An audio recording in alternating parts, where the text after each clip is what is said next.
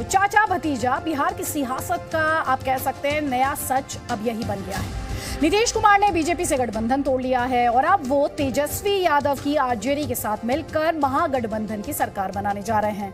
अब से थोड़ी देर पहले नीतीश कुमार और तेजस्वी यादव ने पटना में एक साथ प्रेस कॉन्फ्रेंस की। उनकी प्रेस कॉन्फ्रेंस में उन सभी सवालों के जवाब हैं जो आप आज सुबह से जानना चाहते हो। महागठबंधन की सरकार बनेगी।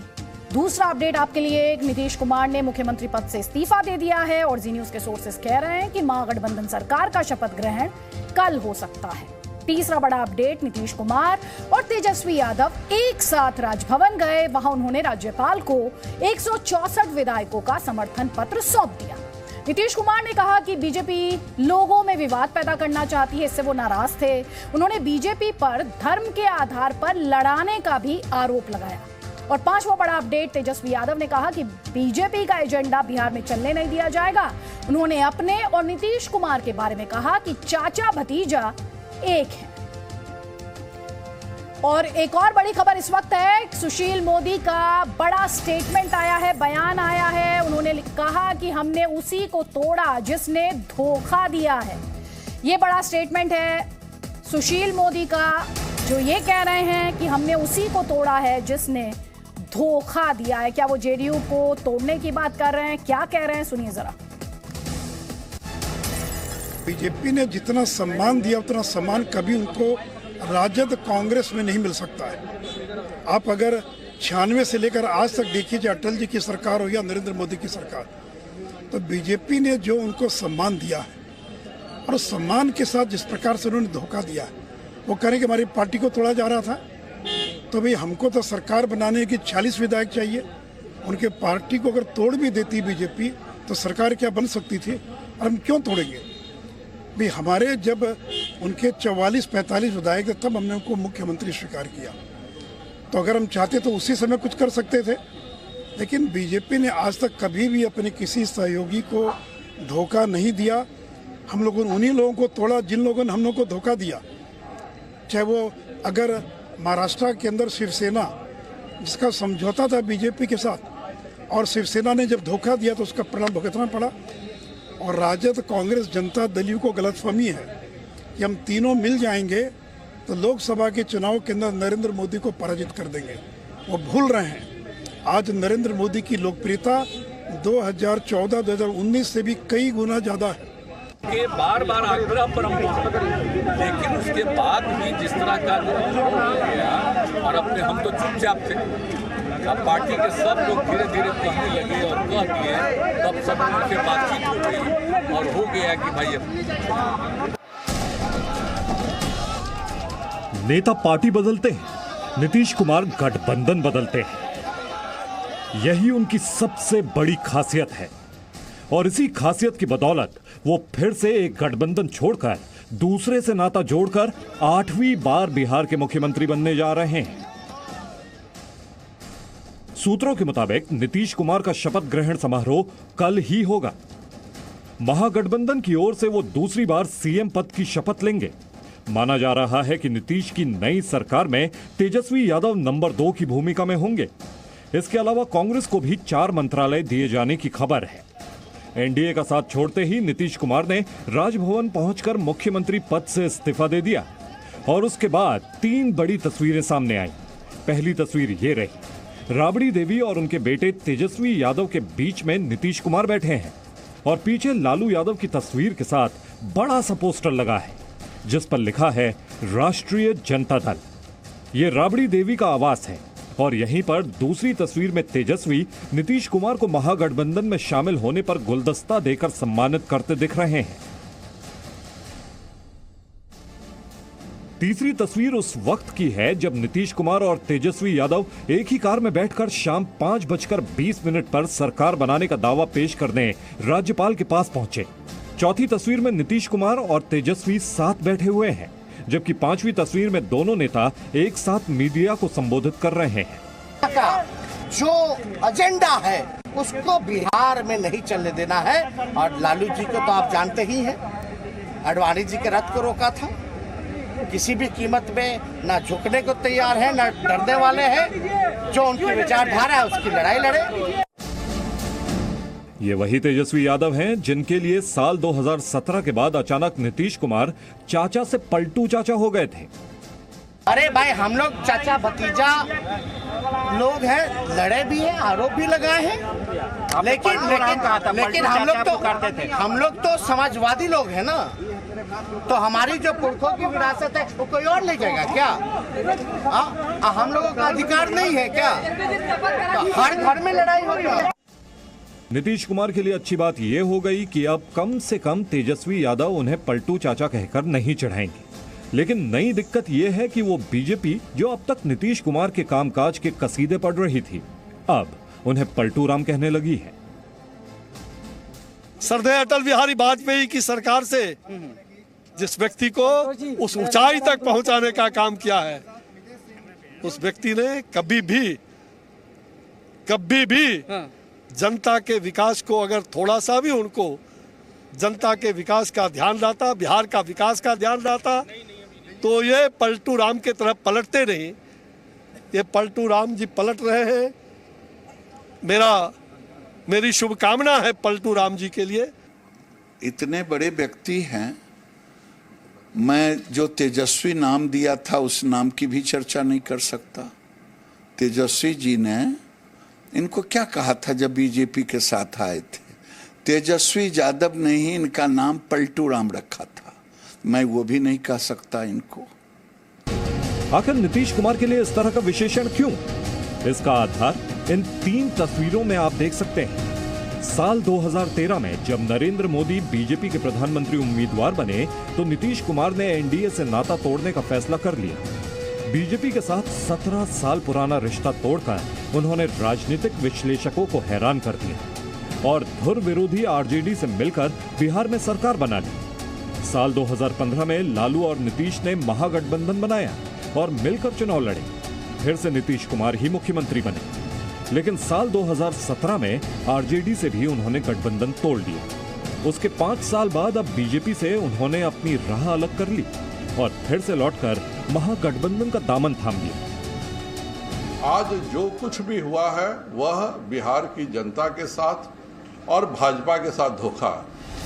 बीजेपी नीतीश कुमार के जिस कदम को धोखा बता रही है उसे खुद नीतीश कुमार मजबूरी बता रहे हैं। नीतीश कुमार ने अपनी पार्टी के नेताओं को एनडीए से अलग होने वाली मजबूरी की 2 बड़ी वजह बताई। पहली बड़ी वजह, बीजेपी की तरफ से लगातार अपमानित किया जा रहा था। दूसरी बड़ी वजह, जेडीयू के विधायकों को तोड़ने की कोशिश हो रही थी। हालांकि बीजेपी का कहना है कि नीतीश कुमार प्रधानमंत्री बनने का सपना देख रहे हैं और ये तब तक मुमकिन नहीं है जब तक वो एनडीए के साथ हैं। लोग हल्ला है कि ये प्राइम मिनिस्टर के दौर में आगे आ रहे हैं, इसीलिए अब नरेंद्र मोदी के साथ रह करके हम प्राइम मिनिस्टर नहीं बनेंगे, इसीलिए हम नरेंद्र मोदी फिर ये तेजस्वी जी के साथ गए हैं। अब तेजस्वी जी तो अब पलटू राम नहीं कहेंगे क्योंकि उन्हीं के तरफ पलटे। इसमें कोई दो राय नहीं कि नीतीश के पाला बदलते ही बिहार में बीजेपी की कुर्सी भी बदल गई है। अब तक सरकार चलाने वाली बीजेपी अब विपक्ष में बैठेगी। लेकिन नीतीश के रिकॉर्ड को देखते हुए बड़ा सवाल यही है, महागठबंधन की सरकार आखिर कब तक?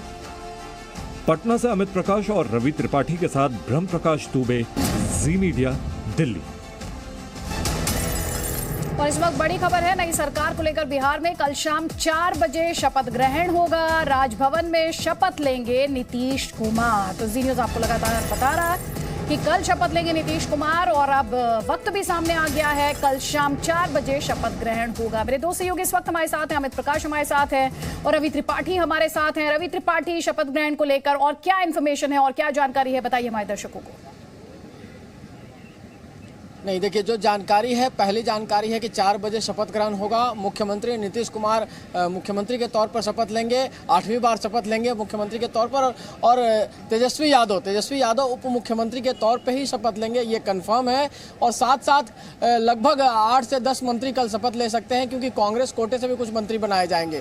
कांग्रेस के कोटे वाले जो मंत्री होंगे वो भी शपथ लेंगे, आरजेडी के कोटे से तेजस्वी के अलावा जो कुछ मंत्री होंगे वो शपथ लेंगे और जेडीयू कोटे के भी कुछ इंपॉर्टेंट मंत्री जो हैं, जो लोग हैं, वो भी शपथ लेंगे। तो कल 10 से 12 मतलब 1 दर्जन के आसपास मंत्री कल शपथ लेंगे और फॉर्मूला यही होगा कि आगे जो है आपको चलना है इस राह पे कि आपको महंगाई, बेरोजगारी, तमाम चीज़ों को एक फॉर्मूला बनेगा, एक कहा जाए कि कॉमन मिनिमम प्रोग्राम बनेगा, उसके तहत काम होगा। कांग्रेस, आरजेडी और जेडीयू के गठबंधन का, और इस गठबंधन का फॉर्मूला 2024 के लिए काम करेगा। देखिए असली लड़ाई अब 2024 की है।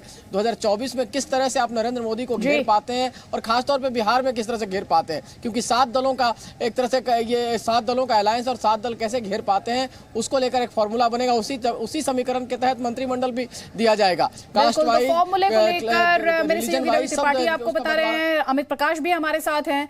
अमित प्रकाश, एक सवाल जो इस वक्त इस ब्रॉडकास्ट को दर्शक देख रहे होंगे उनके मन में होगा, नीतीश कुमार पहले एनडीए के साथ थे, फिर महागठबंधन के साथ आए, फिर महागठबंधन का साथ छोड़ दिया और एनडीए के साथ गए और अब वापस महागठबंधन में आ गए। किसे फायदा और किसे नुकसान हो रहा है?